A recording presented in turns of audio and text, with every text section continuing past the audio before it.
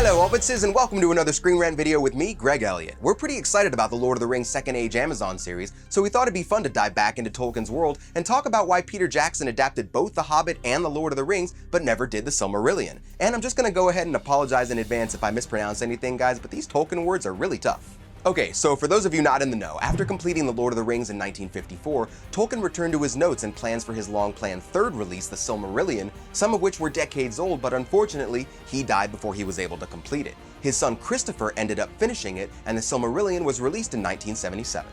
Now, unlike The Hobbit and Lord of the Rings, The Silmarillion is not one single narrative from start to finish, but is more of a compilation of tales and legends from Middle-earth's history that detail key events in the First and Second Age that led to the happenings in the more famous novels. It's where we learned about Sauron's old master Morgoth and some of the more religious aspects of Middle-earth that led to the arrival of Gandalf, Saruman, and the other wizards. Although most casual fans don't know it, the Silmarillion is very important to understanding the Tolkienverse. After Peter Jackson adapted The Lord of the Rings in the early 2000s and won all 11 Oscars that The Return of the King was nominated for, including Best Picture, he then took The Hobbit and turned it into 3 films as well, which was always a little silly if you ask me, considering The Hobbit is only about 300 pages and The Lord of the Rings is somewhere around 1100, but hey, why get paid for 1 film when you can get paid for 3?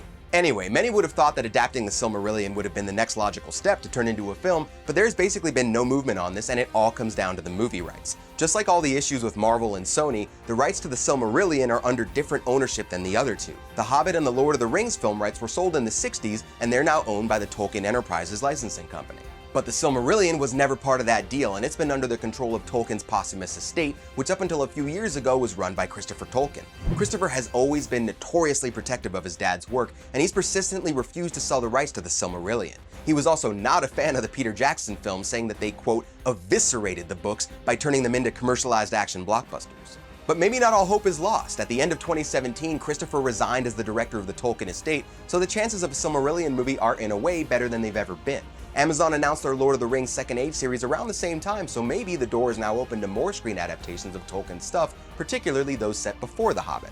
However, the estate did totally hate the recent Tolkien biopic starring Nicholas Hoult as J.R.R., but let's just hope they're a little friendlier towards the Silmarillion. It would be a bit tricky to adapt it for film considering it's a collection of stories, but there are plenty of things for them to pull and flesh out, like the central and longest section of the book, Quenta Silmarillion, which includes the epic tale of Morgoth and the 3 Silmaril jewels. If they can make The Hobbit into 3 films, I'm sure that they can figure something out. So despite being a total impossibility for many years, with Christopher Tolkien no longer in charge, a Silmarillion movie is now a little more likely than ever before. We'll keep you posted if any announcements are made, so make sure to keep up with Screen Rant to stay in the loop. I'm Greg Elliott, and I'll see you next time. Peace.